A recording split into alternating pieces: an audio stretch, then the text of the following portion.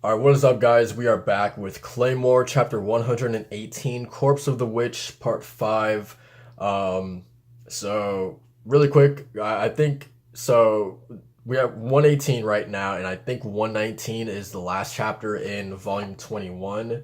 I don't want to go and check because I don't want to be spoiled on the next chapter before I actually do a reaction to it, but I believe there's only two chapters left in this volume before the next volume.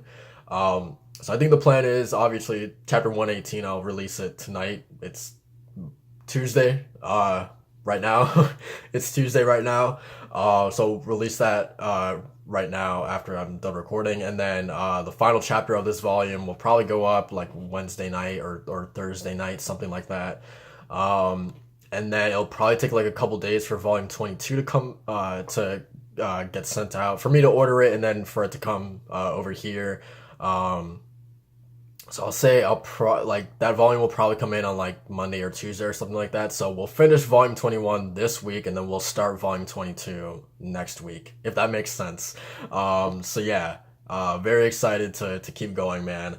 But yeah, so last chapter we kind of got more in depth into both Cassandra and Roxanne. Roxanne is creeping me out. I'm gonna be honest. I like her, but definitely creeping me out. This whole copycat ability that she has, like her kind of like getting all cozy and buddy buddy with the people that she admires, and then just like slowly over time learning their abilities, and then just like those people, once she like surpasses them in power, like they just mysteriously end up dead, right? Once she reaches that point of surpassing them. So it's like really really weird but interesting stuff.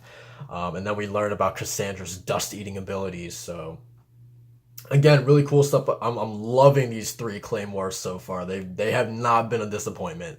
So yeah, man, let's get into this. Um, you see Audrey trying to trying to hit her down here, man, but she's not having any luck. Um,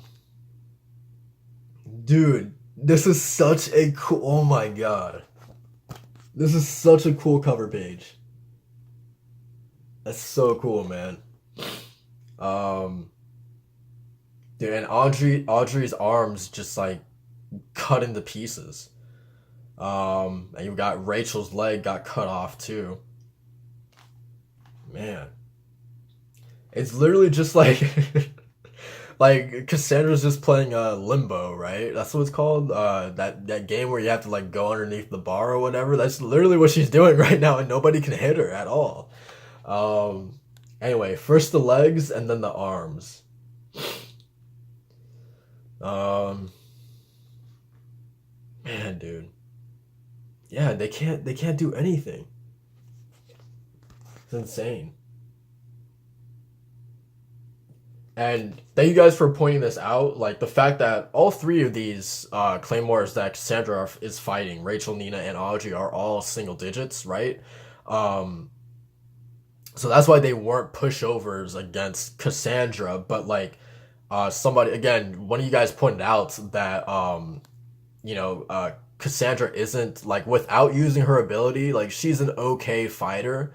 Um, so that's why like we saw her not like necessarily struggling, but like seeing her having to work a little bit harder against these three claymores. But then the moment she uses this ability, it's done. It's almost like it's a night and day difference, right? It's like not even the same person at that point. Um, and then that's like when you really see these three claymores being completely outclassed. Um, okay, so next page. Dude, this is insane. Just like all the chunks of body parts. Man. And just like the blank stare on Cassandra's face as well. Um, she creeps along the ground, scraping her face across the surface, and completely blocks her enemies from moving before finishing them off.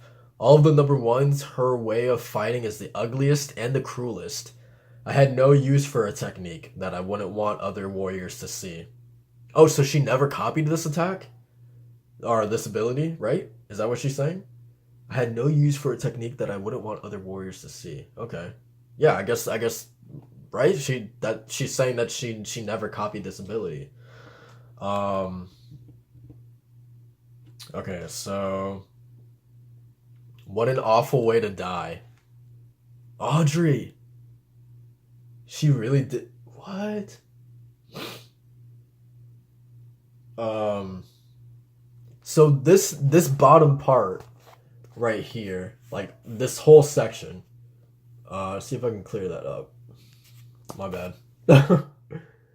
But this whole part is like a little weird because like I don't know if she like got blood like on her cheek or something, and she's like really like it's like she's really concerned about like getting it off, right? And then she goes in for the final cut.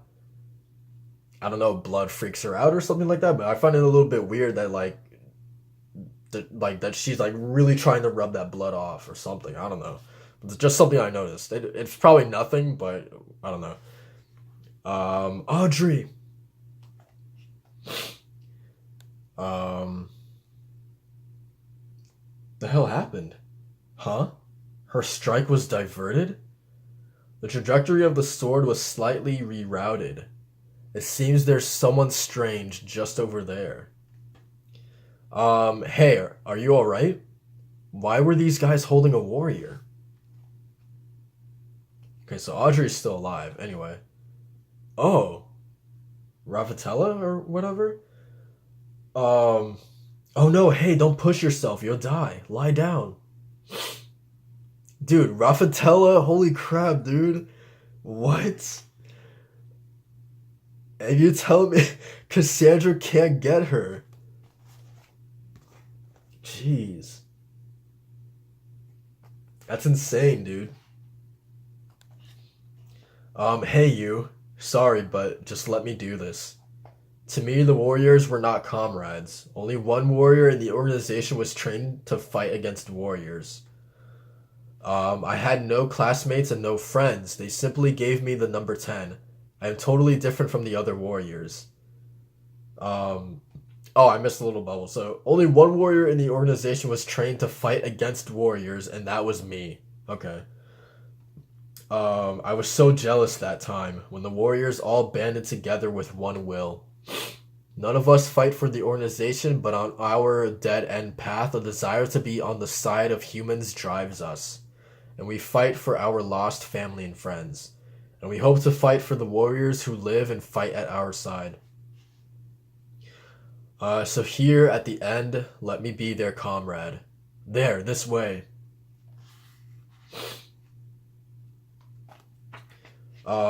You. If you had killed us earlier, then... why you? What the? Sorry, but I won't hold back like before. If you fight me, be ready to die. And as for you, don't be so ready to die. Dude, this is a really... Oh, this is so sweet, dude. That's so cool. Like, I love this moment, dude. I really love this moment. And I'm glad that she's not gonna die. Yeah, what a sweet moment for sure, man. Like the kids coming to her aid and helping her. I don't get it, but if that's what you have to do, then let these little tykes support you while you do. I'll bring down some mayhem on these guys for you.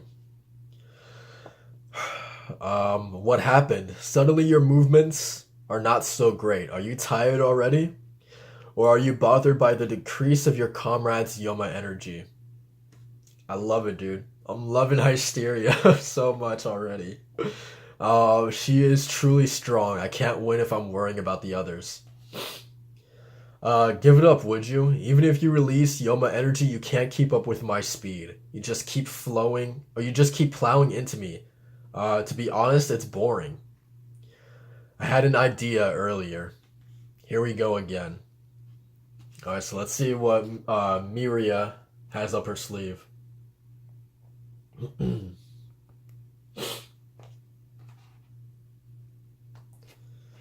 Alright, so they're just going back and forth.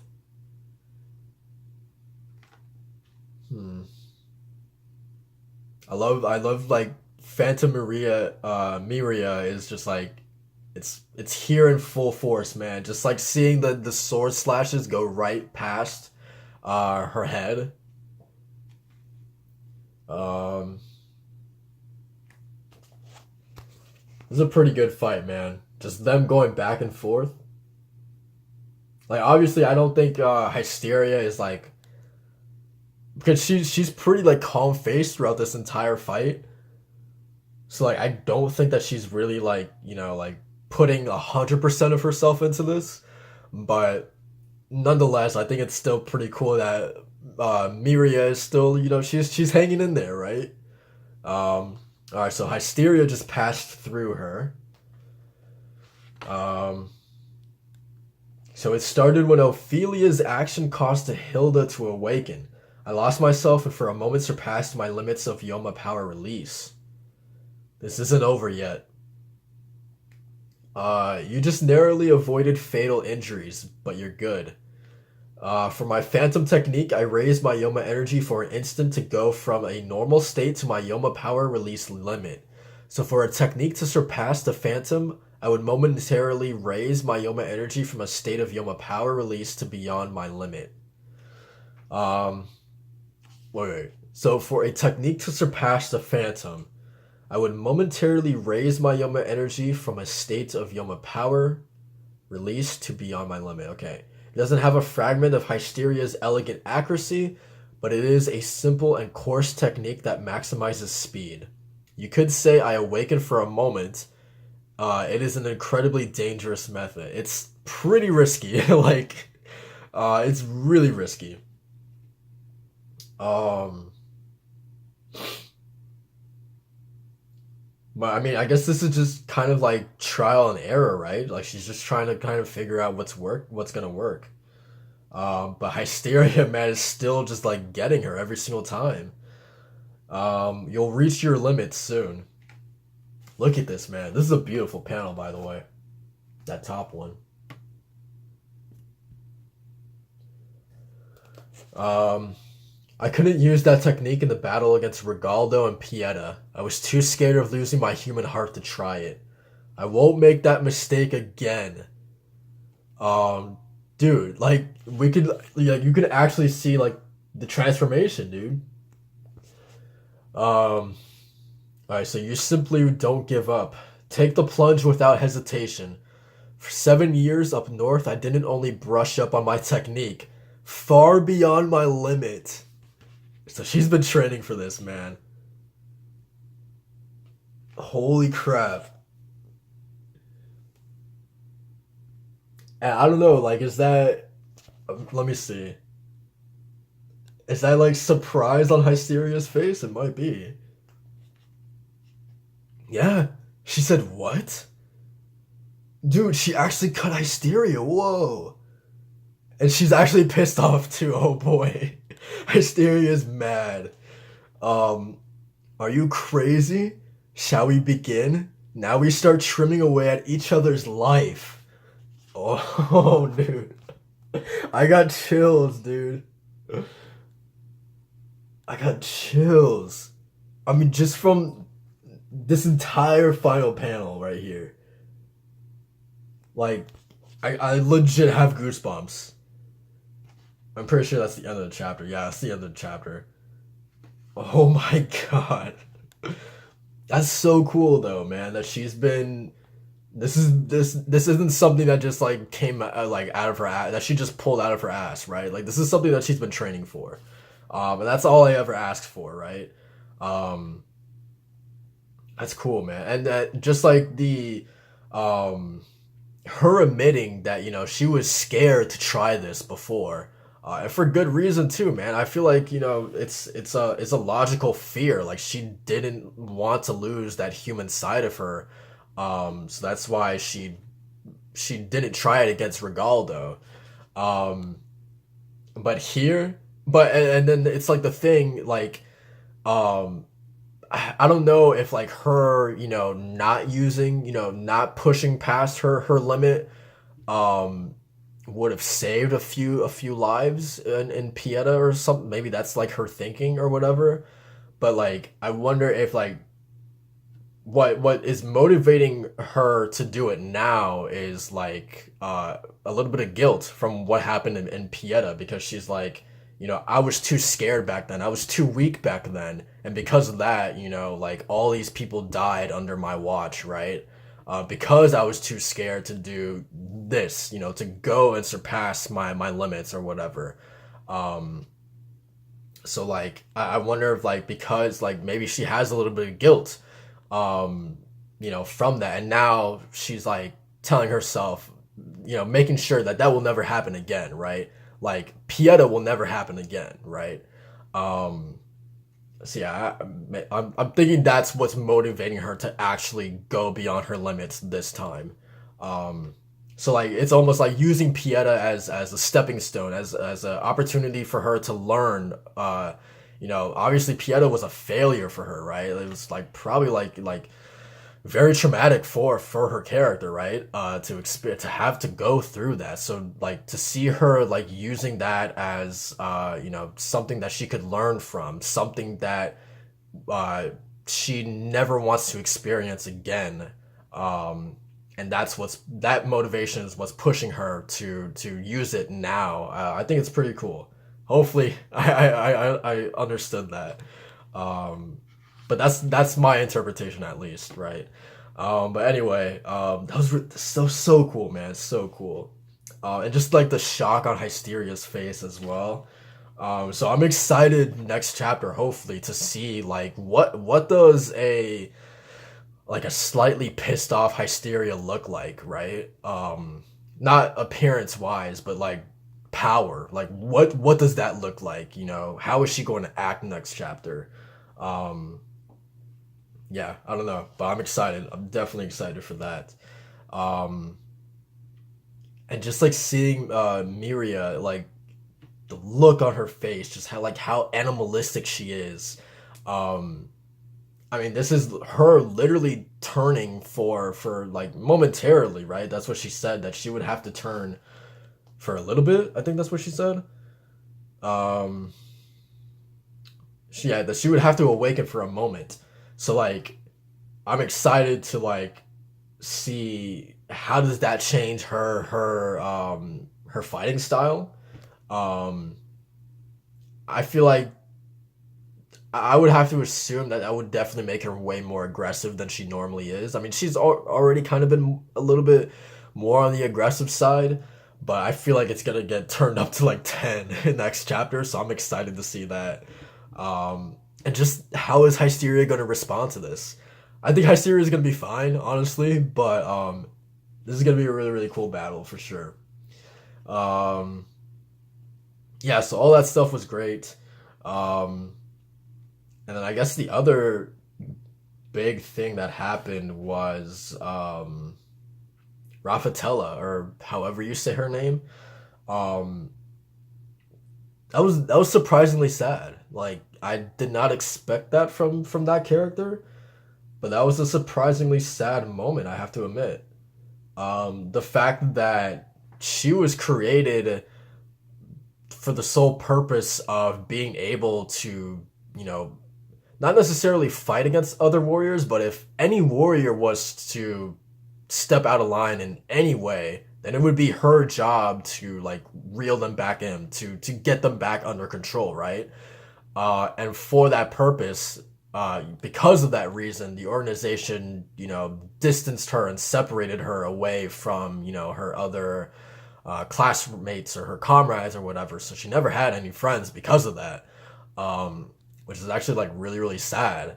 Um, so now, like, the organization is like literally crumbling down.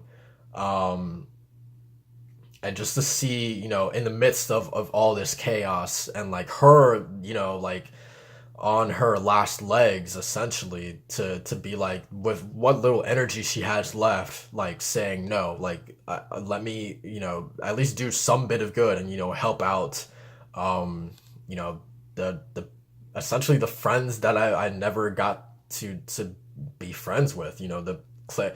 I don't know, like I feel like it's too dramatic to say like the people she never got to know, but I feel like that's kind of accurate, right? She never really got to be friends with these claymores. So the fact that she's doing this is really really cool.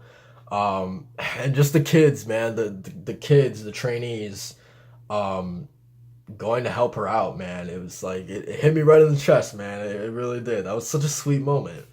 Um, but yeah, man, that was really really good. Um, but yeah, I guess that's pretty much it for this chapter. Um, yeah, exciting stuff. Again, seeing Cassandra, the Dust Eater, do her thing. Um, I said it earlier in the chapter, but the moment she used that ability, it was a wrap. And that was really really cool. Um, just to see her really outclass those other three, Audrey, Nina, and Rachel, literally hacking them to bits, man. Um, Pretty insane stuff. And Roxanne just hanging in the back, just watching, man. Um, but yeah, I guess that's pretty much it for this chapter, guys. Yeah, really good stuff. I'm excited to read the final chapter of this volume. We'll get to it this week. So yeah, thank you guys for watching. Like, comment, subscribe for more Claymore, and I'll see you guys next time. Peace.